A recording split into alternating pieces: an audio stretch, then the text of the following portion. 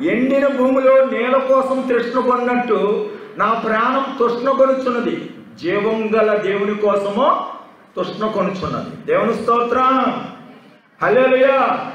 నా ప్రాణము సముదాయించుకొనుచున్నాను. చనుపాలు విడిచిన పిల్ల తల్లి యొద్దున్నట్లు, చనుపాలు విడిచిన పిల్ల తల్లి యొద్దున్నట్లు నా ప్రాణము సముదాయించుకొనుచున్నాను. చనుపాలు తాగిన పిల్ల రోడ్ల మీదకి వెళ్ళి పరిగెత్తదు. ఎక్కడుంటది? పాలు తాగి మళ్ళీ తల్లి దగ్గరే పడుకుంటుంది. కాబట్టి దేవుడి బిడ్డలు కూడా అలా ఉండాలంటండి. అర్థమైందండి? తండ్రి నీ చేతికి నా ఆత్మను అప్పగించాను. తన చిత్తం కాదు, ఎవరి చిత్తం కావాలి? ఎవరి చిత్తం కావాలి అన్నాడండి. ఏమండి?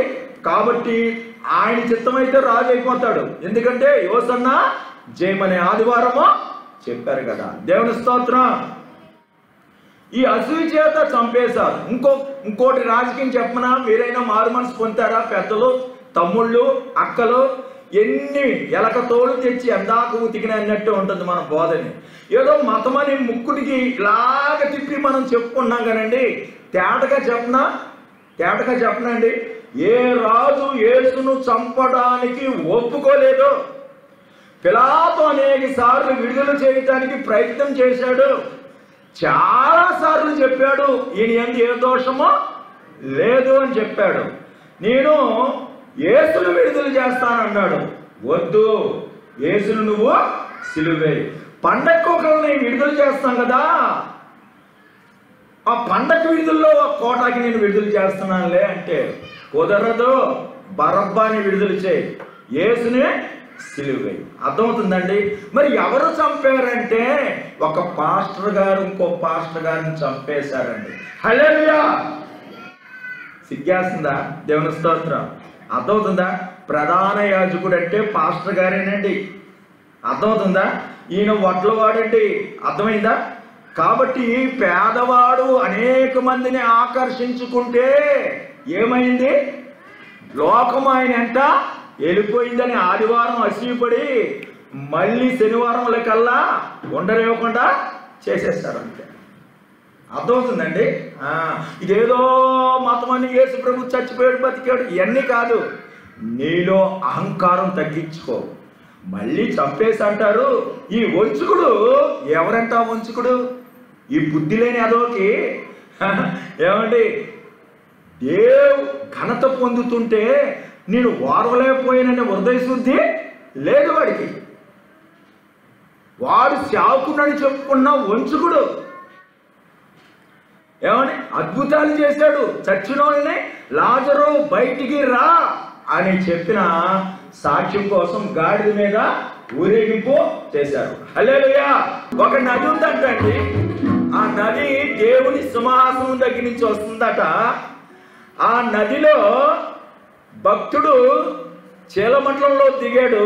తర్వాత చూస్తే మోకాళ్ళలోకి వెళ్ళాడు.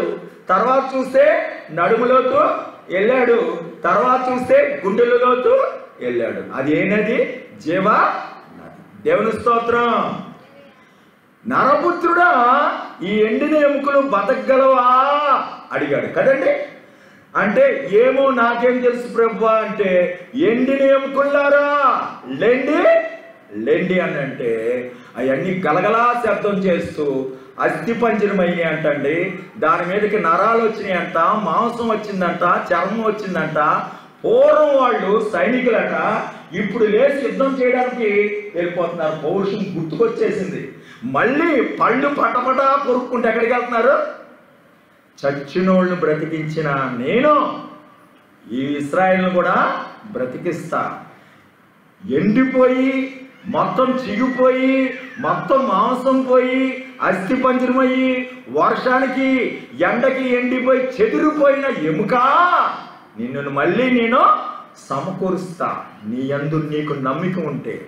మనం ఎందుకు చెప్పుకున్నామంటే ప్రాణం గురించి, నా ప్రాణమా యెహోవాను సన్నిధించు. హల్లెలూయా. నా అంతరంగమునున్న సమస్తమైన పరిశుద్ధ నామమును సన్నతించు. ఆయన చేసిన ఉపకారముల్లో దేనిని మరొక సమాధిలో నీ ప్రాణాన్ని ఆయన విమోచించున్నాడు. కరుణా కటాక్షాలు కిరీటంగా ఉంచుతున్నాడు. హల్లెలూయా, దేవుని స్తోత్రం. నేను ప్రాణం గురించి ఎందుకు చెప్పానంటే, ఒక అమ్మాయి చచ్చిపోయిందంట. చచ్చిపోతే రెండో పెళ్లి చేసుకున్నాడంట ఆయన. ఏమండి, ఈ నగలన్నీ తీసుకొచ్చి పెళ్లి కూతురికి పెట్టారట. సరే, పెళ్లి పేట్ల మీద తీసుకొచ్చాడు కల్లా బిగిసిపోయిందట అంటుందంట. అంటుంటే నా నగలు ఇయ్యే అంటుందంట. ఎవరో చచ్చిపోయిన అమ్మాయి. ఇప్పుడు ఆ చచ్చిపోయిన అమ్మాయి ప్రాణం ఎక్కడుంది? ఏమండి, నగల మీద. మరి లోతు భార్య ప్రాణం ఎక్కడుంది? ఆ వాతావరణం మీద. మరి నీ ప్రాణం దేని మీద పెట్టుకుంటున్నావు? హల్లెలూయా. రక్షణ కోరుకున్న వారికి రక్షణ ఇస్తాడు. హల్లెలూయా. మీకు మర్మం చెప్పమంటారా? చాలా మందికి తెలియదు. ఏమండి, మన బలహీనతలు బట్టి సిలువేయబడ్డాడు. అర్థమవుతుందా? యేసుక్రీస్తు గురించి ఇప్పుడే మనం క్షమాపణ అడిగితే ఏమండి క్షమిస్తాడు. మరి ఏంటండి మీరు కొత్త చెప్పిన మర్మం ఏంటి అంటే, మరి ఒక డ్రింకర్ ఉన్నాడండి, ఇప్పుడు క్షమాపణ అడిగాడు. అతను డ్రింకింగ్ చేస్తాడు, వ్యభిచారం చేస్తాడు. క్షమాపణ ప్యూర్ అండి, దేవుడు క్షమిస్తాడు నిత్యముగా. ఆయన నమ్మదగిన వాడు, నీతిమంతుడు గనక మన పాపంలో మనం ఒప్పుకొనేయాలా, ఆయన క్షమించేశాడు. అవునండి. మరి క్షమించేసిన మనిషి తర్వాత రేపుడి సంగతి ఏంటి? రేపు వ్యభిచారం చేయడా? రేపు తాగడా? మరి తాగకుండా ఉండే శక్తి, వ్యభిచారం చేయకుండా ఉండే శక్తి ఎవరిస్తారు? ఈ పునరుద్ధాన బలం ఇస్తారు. హల్లెలూయా. కేవలం చచ్చిపోయాడు, అది ఒక చిన్ని మెట్టు. తర్వాత పునరుద్ధానం ఉందే, ఆ రాయి ఎలాంటి బలం తేలిపోయిందో, ఆయన ఏ బలంతో లేచాడో ఆ బలమే నీకు పాపాల మీద జయమో ఇస్తుంది. ఏమోనండి, బాప్తిసం తీసుకున్నాను, నాకు ఇంతవరకు ఆ బలము రాలేదని చెప్తావేమో. అర్థమవుతుందండి? ఈ మంచి మాటలు చెప్పడానికే నేను వచ్చాను. దేవుని స్తోత్రం. అసలు 40 రోజులు ప్రార్థన ఎందుకు పెట్టారో అడగండి. ఏం చెప్పాడంటండి? 40 రోజులు కనబడ్డాడంటండి. చనిపోయి తిరిగి లేచి ఎన్ని రోజులు కనబడ్డాడమ్మా? చెప్పగలరు ఎవరైనా? 40 రోజులు కనబడి చివరగా చెప్పాడు ఆరోహణ అయిపోయాడట. ఎలాగ ఆరోహణ అయ్యాడు? చెరగా పట్టుకుపోయాడట. శనివారం ఎక్కడున్నాడు తెలుసండి? పాతాళంలో ఉన్నాడు. అక్కడ పరదేశం ఉందంట. చెరగా తీసుకుపోయి ఎక్కడ పెట్టాడండి? మధ్యాకాశంలో పెట్టాడంట. ఈ యేసయ్య మనకు ఈవులను అనుగ్రహిస్తాడట. హల్లెలూయా. కాబట్టండి మన ప్రాణాలను మనం రక్షించుకోవడానికి మన ఇస్సాకు గారి ప్రాణం దేని మీద ఉంది? మాంసం మీద ఉంది. అమ్రోన్ ప్రాణం దేని మీద ఉంది? తన చెల్లెలైన తామరుని పాపం చేయాలనే చిక్కిశీలమైపోతున్నాడంట. దావీదైతే నా కుమారుడు అబ్షాలోమా, నీకు బదులుగా నేను చచ్చిపోతే ఎంత మేలు. వీడెవడు? ఈ అబ్షాలోము ఎవరో తెలుసండి? తల్లులతో పాపం చేసినోడు. ఈ అబ్షాలోము ఎవరో తెలుసండి? దావీదును తరిమేసినోడు. ఏమండి, ఈ అబ్షాలోము ఎవరో తెలుసండి? మహా అందగాడు. ఈ అబ్షాలోము ఎవరో తెలుసండి? ఇతనలా జుట్టు ఎవరిది ఉండదట. గాడిద మీదే వస్తున్నాడు ఈయన కూడా. గాడిద మీద తండ్రిని చంపేయడానికి వస్తే ఏమండి పిలక పట్టుకొని ఏలాడి తీశాడు. ఎవరు? దేవుడు. అప్పుడు యావాబు బాణం పెట్టి కొట్టేశాడు. ఏమండి, మన యేసయ్య కూడా గాడిద మీద వచ్చాడు. పుట్టుకలో కూడా దోషం లేని ఏమండి పవిత్రుడు, విధేయుడు, దేవుడితో సమానంగా ఉండడం విడిచిపెట్టకూడదు భాగ్యంగా ఎంచుకోలేదు. కానీ ఆయన కూడా గాడిద మీద వచ్చి ఏం చేశాడండి? సిలువలో వేలాడాడు. దేవుని స్తోత్రం. మేలు చేసి శ్రమపడుట బహు మంచిది, అన్ని నామాల కంటే పైనామంగా ఆయనకి ఇవ్వబడుతుందండి. దేవుని స్తోత్రం.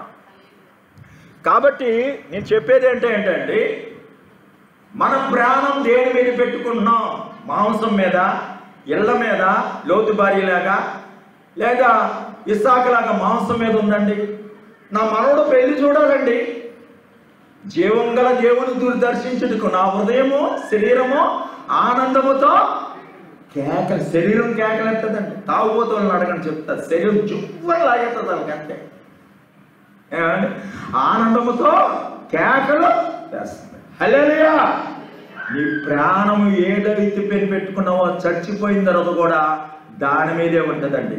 మీరు క్రీస్తు కూడా లేకుండా వారైతే పైనున్న వాటినే వెతకండి. హల్లెలూయా. దేవుడు కుడిపార్శ్వమున అక్కడ ఉన్నాడు. 103వ కీర్తనమ్మ, దాన్ని ఎడమ చేతితో పట్టుకో. 4వ వచనం చదువమ్మా. 4వ వచనం చదువు. 103వ కీర్తనలో, సమాధిలో నా ప్రాణమును విమోచించినాడు. అలాగే మత్తయి సువార్త, అది ముయ్యొద్దు అమ్మా. 103వ కీర్తన ముయ్యకుండా మత్తయి సువార్త 28 4వ వచనమే చదువు త్వరగా. కావలివారు చచ్చిన వారి వలె ఉన్నారంట. కావలివారు ఏం చేశారు? చచ్చిన వారి వలె పడ్డారట. దేవుని స్తోత్రం. అక్కడ సమాధి, ఇక్కడ చచ్చిన వారు. ఇంకో 4వ వచనం ఉంది, ఎఫ్సీలు రాసిన పత్రిక, దీన్ని కుడి చేతితో పట్టుకోవాలి. రెండో అధ్యాయం చదవండి. 4వ వచనం. కరుణా సంపన్నుడై ఉండి, అర్థమైందండి. చచ్చిన, కావలవారు చచ్చిన, సమాధి 3 చోట్ల ఒకటే ఐటమ్ అంటారు. క్రిస్మస్ అయినా అంతే. తొలిచూలు కుమారుని కని అంటే 7వ వచనం, నీవు నా కుమారుడు, నేను నిన్ను కని ఉన్నాను. 7వ వచనము, మనిషిని పోలికగా పుట్టి దాసుని స్వరూపము ధరించి. 3 ఏడుల్లో క్రిస్మస్. ఎవరికి తెలియదండి, తెలిస్తే ఫ్లెక్సీలు కొడతారు. 3 2వ అధ్యాయులండి. కీర్తనలు 2, లోక 2, ఫిలిప్పి 2. ప్రజలందరూ సువార్త, ప్రతి మోకాలు యేసునామమున వంగును. రాత్రి వేళ మందన కాస్తున్న గొర్రెల కాపరులు మరణం పొందినంతగా ఆయన కాసుకున్నాడు. ఏదైనా దావీదు పట్టణంలో నుండి రక్షకుడు మీ కొరకు పుట్టి ఉన్నాడు, ఈయన ప్రభువైన క్రీస్తు. Door slip. ఈ డోర్ స్లిప్ మాట ప్రభువుగా క్రీస్తును ఒప్పుకోమని 4తో ఉంటది. క్రీస్తు అనే పదం అన్ని చోట్ల ఉండదు. 11వ వచనంలో ఉంటుంది ఫిలిప్పీలో, క్రీస్తును ప్రభువుగా ఒప్పుకో. హల్లెలూయా. కుమారుని ముద్దు పెట్టుకుంటే 12వ వచనం అంటే ఆ శిశువు పొద్దుగుట్టలతో చుట్టబడి పశువుల తొట్టిలో ఇలా కలుస్తాడండి. దేవుని స్తోత్రం. నా ప్రాణమా యెహోవాను సుగంధ ద్రవ్యాలను తీసుకొచ్చిందంట. ఏమండి? సమాధి దగ్గరికి. ఎవరండి? మగ్దలేని మరియా. పాపముల చేత, అపరాధముల చేత చచ్చిన మనము క్రీస్తు కూడా బ్రతికించను. హల్లెలూయా. జీవగతి, జీవము ప్లస్ మర్యాద అనేది 1వ వచనం ఉంది. 2వ వచనంలో చూడండి, రాయి దొరికిందంట. ఏం జరిగిందండి? ఆ సమాధి ముందు రాయి దొరికింది. ఇక్కడ 2వ వచనం ఏంటి? ఆయన చేసిన ఉపకారముల్లో దేన్ని మరొకం అంటే గతం మాట అండి. గతంలో ఉన్న వాటిని మరొక రాయి దొరికింది. అక్కడేంటి? ఇక్కడ అన్నాడు 2వ వచనం చూసుకోండి ఎఫ్సీల్లో, మునుపు అవధీయుతగా ప్రేరేపించిన శక్తి బట్టి మేము నడిచాం. మునుపు నడిచాం. మునుపు మరొకము రాయ దొర్లింది అంటే గత అనేది 2వ వచనాల్లో ఉంది. 3వ వచనంలో మనసు యొక్క, శరీరం యొక్క కోరికలు బట్టి మనము నడుచుకొస్తున్నామంటే ఆ దేవదూత స్వరూపము మెరుపు వలె ఉందట. బట్టలు హిమమంతా తెల్లగా. అక్కడ పరిశుద్ధత గురించి చెప్తే ఇక్కడ పరిశుద్ధతే. ఇక్కడ పరిశుద్ధత 103వ కీర్తనలో ఆయన నీ సంకటములన్నీ కుదుర్చువాడు, నీ దోషములన్నిటినీ క్షమించువాడు. హల్లెలూయా. 3వ వచనాల్లో పవిత్రత, 2వ వచనంలో గతము, మొదటిది ప్రాణ మర్యాదలు, 4వ వచనం చావు చావు వచ్చినాయి కదండి. దేవుని స్తోత్రం. 5వ వచనంలో ఏముందండి? పక్షిరాజు యవనము లేని యవనము మేలుతో నీ హృదయము తుట్టుపరిచినాడు, నీ యవ్వనం కొత్తదగినట్లు చేస్తాడట. ఆదరణ. దేవుని స్తోత్రం. వెతుకుట. అమ్మా, యేసయ్యను వెతికితే వెతుకుడి నీకు దొరుకును, తట్టుడి నీకు తీయబడును, అడుగుడి నీకు ఇవ్వబడును. నాటి పేరేంటి? ప్రార్థన ఆలకించువాడు. హల్లెలూయా. అదే చెప్తున్నాడు 5వ వచనం మత్తయి సువార్తలో, భయపడకుడి. ఆదరణ చూడండి. భయపడకుడి, మీరు సిలువ వేయబడిన యేసుని వెతుకుతున్నారని నేను ఎరుగుదును. మీరు వెతుకుతున్నారు కదా. అమ్మా, ఏం వెతుకుతున్నావు? మగ్దలేని మరి అయితే ఏమన్నాడు తెలుసా? అమ్మా, ఎవరిని వెతుకుతున్నావు? అమ్మా, ఎవరిని వెతుకుతున్నావు? కూతురు పెళ్ళి వెతుకుతున్నానండి. దేవుని స్తోత్రం. ఏమండి, ఈ రకంగా వెతుకులాడు చెప్తే ఏమండి, అక్కడ కూడా మహాప్రేమ చేత కరుణా సంపన్నుడై ఏమండి ఆయన లేపాడటండి. దేవుని స్తోత్రం. 3:5 ఆదరణ ఉందండి. 6 చెప్పమంటారా? చదవటానికి లేట్ అవుద్ది అటు ఇటు చదివితే. 6వ వచనం 103వ కీర్తనలో చదవండి. నీతి క్రియలు జరిగించు బాధింపబడి వారి అందరికీ న్యాయం తీర్చును. హల్లెలూయా. అందరూ అనండి హల్లెలూయా. చాలా మంది బాధపడతారు, మాకు న్యాయం జరగట్లేదండి. ఆయన ఇక్కడ లేడు, లేచి ఉన్నాడు. హల్లెలూయా. లేచినాడురా సమాధి పాట పాడుకుంటే సమయం వెళ్ళిపోతుంది. అర్థమైందండి? నీ న్యాయం చేశాడా లేదా? న్యాయముగా తీర్పు తీర్చు దేవునికి అప్పచెప్పుకున్నాడు. దూషింపబడి బదులు దూషింపబడలేదు, శ్రమ పెట్టబడి బెదిరింపులా న్యాయంగా తీర్పు తీర్చి దేవుడికి అప్పచెప్పుకుంటే ఆయన ఇక్కడ లేడు, లేచుకున్నాడు. ఇంకేం చేస్తాడంట? 6వ వచనం ఎఫ్సీల్లో రాబోయే యుగంలో కృపాదైశ్రముని మీకు కనపరచును. దేవుని స్తోత్రం. 7వ వచనంలో మోషేకు తన మార్గాలు తెలియజేసినంటే నా శిష్యులకు తెలియజేయండి అంటున్నాడు. అక్కడికి వెళ్ళి చూసుకోండి. దేవుని స్తోత్రం. ఏమంటే ఇక్కడ సత్యము తెలియటం, మార్గం తెలియటం అంటే యేసుతో పాటు మనల్ని లేపి యేసుతో పాటు కూర్చోబెట్టబెడతాడట. అది మనం తెలుసుకోవాలి. దేవుని స్తోత్రం. 8వ వచనంలో అదృష్టమండి, ఆయన కృపాసము యెహోవా దయలుడు. ఏమంటే ఇంకేంటండి? 8వ వచనం చదవండి. 108, 103. యెహోవా దయాదాక్షిణ్య పూర్ణుడు, దీర్ఘశాంతుడు, కృపా సమృద్ధి గలవాడు. ఇక్కడ కృపా సమృద్ధి గలవాడు అన్నట్టుకు 8వ వచనం ఎఫ్సీల్లో చదవండి. అమ్మా ఎఫ్సీల్లో చదువు 8వ వచనం. విశ్వాసం ద్వారా కృపచేతనే రక్షించబడుచున్నారు. హల్లెలూయా. కృపా సమృద్ధి గలవాడు అన్నాడా లేదా? మన పాపములను బట్టి మనకు ప్రతీకారమో చేయలేదు, మన దోషములను బట్టి మనకు అతని ప్రతిఫలమో ఇలేదు. దేవుడి పని అంట. అక్కడ ఫలం ఏంటంటే పని 10వ వచనం చూసుకోండి. ఎఫ్సీల్లో అతను ముందుగా నిర్ణయించిన సక్రియ మనం చేయవలసిన వారం అనేమంట పని. ఇక్కడ 10వ వచనము మత్తయి 28లో ముందుగా నా సహోదరులకు వెళ్ళి గలిలయకి వెళ్ళమని చెప్పండి, నా సహోదరులకు మీరు తెలియ చెప్పండి అని చెప్తాం. పని పురమాయింపు, దేవుని పని. 11వ వచనము అమ్మ ఆకాశము భూమి అంటే ఉన్నతము అధమ. అక్కడ కావలివారు ప్రధాన యాజకుడు. అక్కడ ఏంటంటే ఎఫ్సీల్లో ఏమంటే సున్నతి గలవారు సున్నతి లేనివారు. 12వ వచనంలో తూర్పుకు పడమరి ఎంత దూరమో మన అతిక్రమం మనకు అంత దూరం పరిచి ఉన్నాడంటే చదవండి. ఇక్కడ 12వ వచనము ఎఫ్సీల్లో 2:12. ఆకుండా చదవాలి. ఆ కాలం మంది ఇశ్రాయేలుతో సాపరులు గాక పరజనులు దేవుడు లేని వారమై ఉండి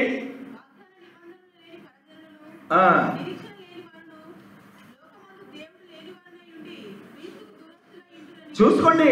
103వ కీర్తనలో తూర్పుకు పడబడేంత దూరమో దేవునికి దూరస్తులై ఇప్పుడు సమీపస్తులు. దేవుని స్తోత్రం. మోసపోకుడి దేవుడు ఎక్కిన. కాబట్టి గుడికొచ్చిన మనం పరలోకం వెళ్ళిపోతాం అనేది కాదు అక్కడ. సరే అండి, నేను లింకులు ఎలా కలిగితే చెప్పేసి సూక్ష్మలో మోక్షం అనే కొన్ని మాటలు చెప్తే తప్పనిసరిగా మోక్షం చెందుతారు. దేవుని స్తోత్రం. మహాసముద్రం బోధ ఇవన్నీ మీకు అనవసరం.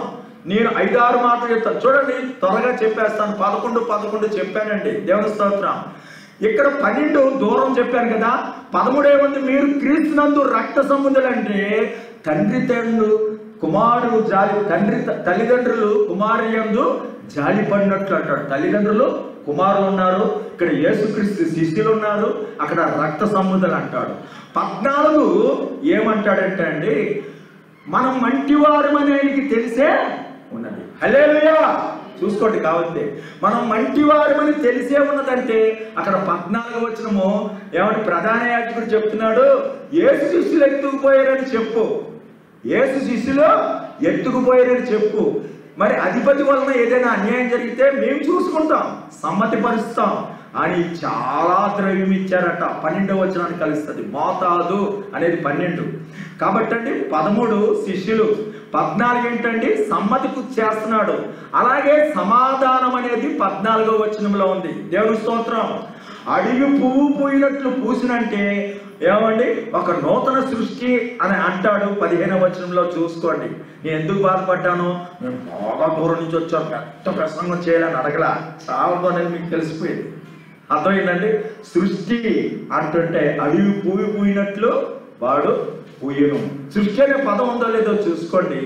వ్యాపించిన అనేది కల్పన, మాటల్లో వ్యాపించిందంట, చాలా మంది చెప్పుకున్నారంట. మరి ఎలా తీసుకెళ్లారు ఆ శిష్యులు? మరి మీరు శిష్యులు తీసుకెళ్తుంటే మీరు ఏం చేస్తున్నారు? నిద్రపోతున్నారు. నిద్రపోయిన ఎలా చూశారు? నిద్రపోయిన చూస్తారండి. మరి శిష్యులు ఎందుకు పోయారని చెప్తారండి? సరే అండి. 17వ వచనంలో ఆయన భయభక్తులు గలవారు, కట్టడలు గైకొన్నవారంటే ఇక్కడ కూడా చెప్తారండి. ఏమండి, కొందరు మొక్కిరి, కొందరు సందేహించిరి అనేది, దూరస్తులు సమీపస్తులు అనేది ఉంటుందండి. 20వ వచనంలో ప్రవక్తలు వేసిన లేఖనాలంటే ఆజ్ఞ అని 2 వచనాల్లో ఉంటుందండి. దేవుని ఇంటివారం అంటే ఆయన అన్నిటి మీద రాజ్యం వేస్తున్నాడండి. తండ్రి, కుమార, పరిశుద్ధాత్మ నామమున మన బాప్తిసము పొందాలండి. దేవుని స్తోత్రం. అమ్మ యాయూరు కుమార్తెను ఆయన ఏమండి బ్రతికించాడు. చిన్నదానా లెమ్మని. దేవుని స్తోత్రం. సారేపతి విధురాలి కుమారుణ్ణి బ్రతికించాడు. చిన్నవాడా లెమ్మని విధురాలను వాదార్చాడు. లాజరు బయటికి రమ్ము అని ఆయన లేవనెత్తాడు. వాళ్ళని వీళ్ళని లేవనెత్తినండి. నేను చచ్చిపోయి నీళ్ళే లేస్తాను. హల్లెలూయా. ఇల్లు పడగొట్టండి, 3 రోజుల్లో కడతానన్న ఉద్దేశము అదే. తన్ను పడగొట్టుకొని కట్టుకున్న వాడు నిన్ను కూడా కట్టుతాడు.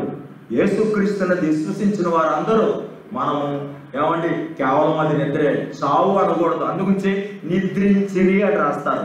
హల్లెలూయా. ఇంకో విషయము, కమ్మ, కాపు, రెడ్డి, వ్యాపారంలో కూడా బతుకుతారండి, కానీ పరలోకం రారు. ప్రతి ఒక్కరు ఆదాము సంతానమే కదా, ప్రతి ఒక్కరి కోసం రక్తం చిందించాడు కదా. అర్థమైందండి. అందరూ బతుకుతారు. ఒకవేళ తమ్ముడు చచ్చిపోయాడేమో, ఒకవేళ చెల్లి చచ్చిపోయిందేమో, కొడుకు చచ్చిపోయాడేమో, అందరిని చూస్తాం. చనిపోయిన వాళ్ళకి దేవుడు కాదు, ఆయన సజీవులకే దేవుడు. హల్లెలూయా. ప్రాణమా తినుమో తాగుమో సుఖించు. మన ప్రాణం గురించి వెతుకులాడి చేస్తారంటే ఎవరిని పడగొట్టాలి, ఏమంటే ఒళ్ళు కొవ్వంటారు. ఏమంటే తిన్నది అరక్క కొన్ని ప్రాణాలు అలా వెళ్తుంటాయి. మన ప్రాణం చాలా చడుపాలు విడిచిన పిల్ల తల్లి వద్దున్నట్లు. ఒక ఆయన అన్నాడు తెలుసా, నీకు ఇష్టమైతే నన్ను శుద్ధినిగా చెయ్యి అన్నాడు తెలుసా. అది చడుపాలు విడిచిన పిల్ల తల్లి వద్దున్నట్లు.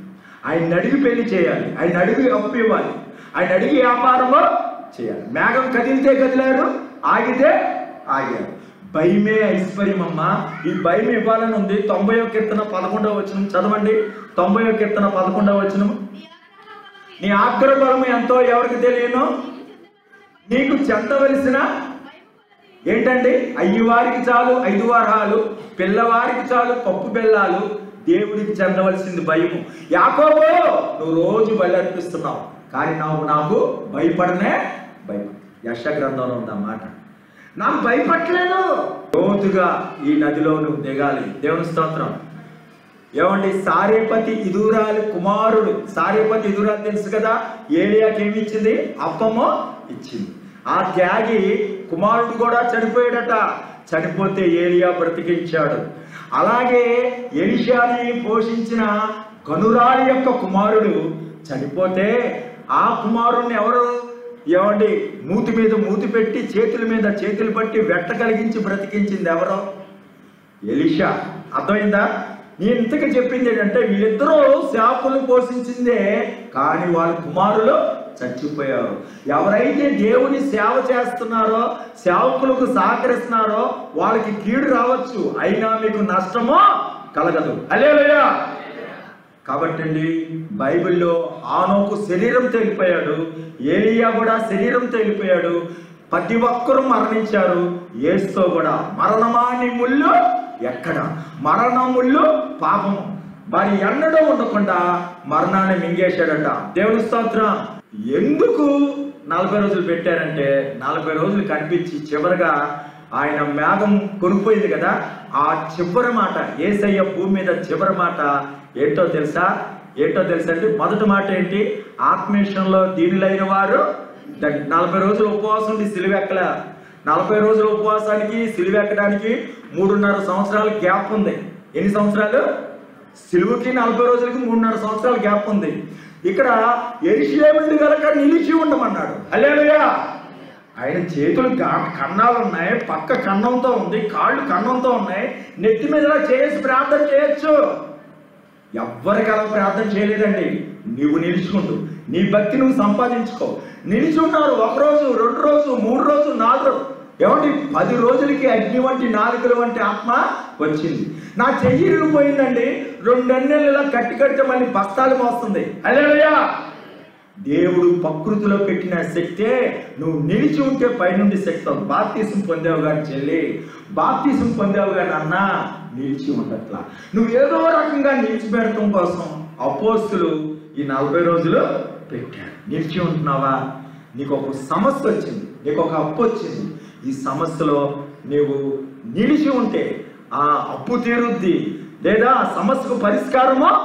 అంతేగాని ప్రభు ప్రభు అని పిలిచేవాడు పరలోక రాజ్యమో.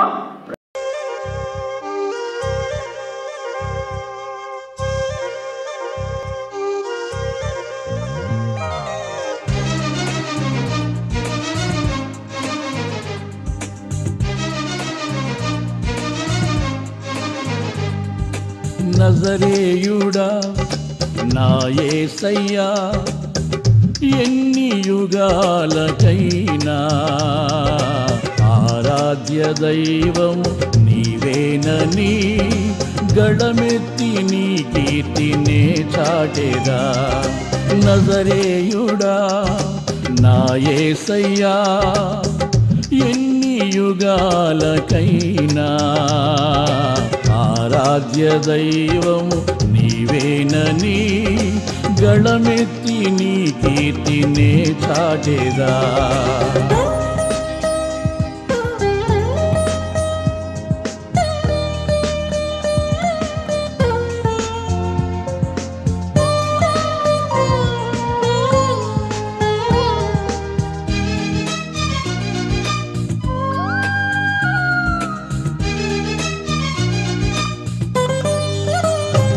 ఆకాశ గగనాలను నీ జేనతో కొలిచితివి, ఆకాశ గగనాలను నీ జేనతో కొలిచితివి. శూన్యములో ఈ భూమిని వ్రేలాడదీసిన నా యేసయ్యా, శూన్యములో ఈ భూమిని వ్రేలాడదీసిన నా యేసయ్యా, నీకే వందనం, నీకే వందనం, నీకే వందనం, నీకే వందనం.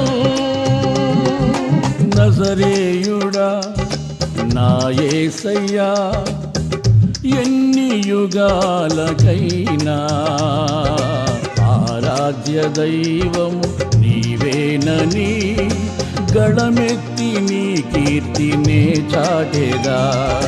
నజరేయుడా నా యేసయ్యా, ఎన్ని యుగాలకైనా ఆరాధ్య దైవము నీవేనని గళమెత్తి నీ కీర్తినే చాటెదా.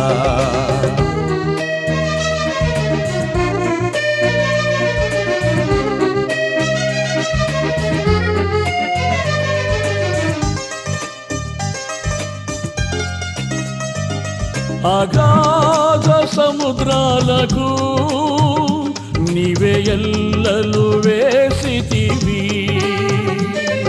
అగాధ సముద్రాలకు నీవే ఎల్లలు వేసితివి. జలములలో బడి నే వెళ్ళినా నన్నేమి చేయవు నా యేసయ్యా, జలములలో బడి నే వెళ్ళినా నన్నేమి చేయవు నా యేసయ్యా. నీకే వందనం, నీకే వందనం, నీకే వందనం, నీకే వందనం.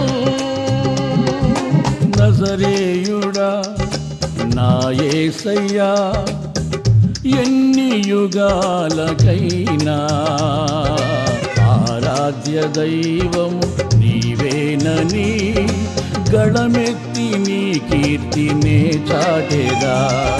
నజరేయుడా నా యేసయ్యా, ఎన్ని యుగాలకైనా ఆరాధ్య దైవము నీవేనని గళమెత్తి నీ కీర్తినే చాటెదా.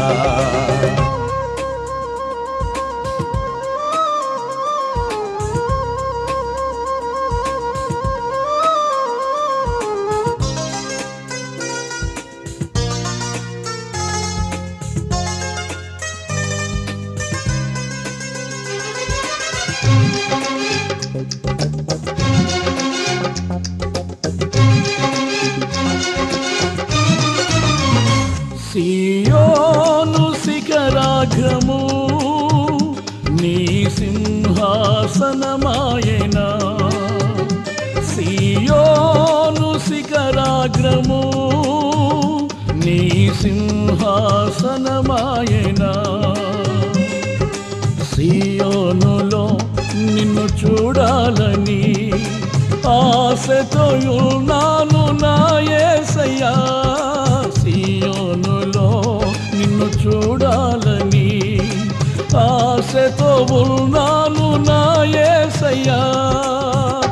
నీకే వందనం, నీకే వందనం, నీకే వందనం, నీకే వందనం.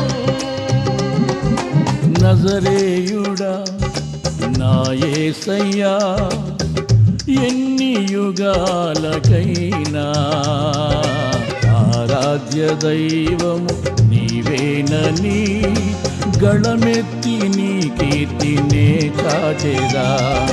నజరేయుడా నా యేసయ్యా, ఎన్ని యుగాలకైనా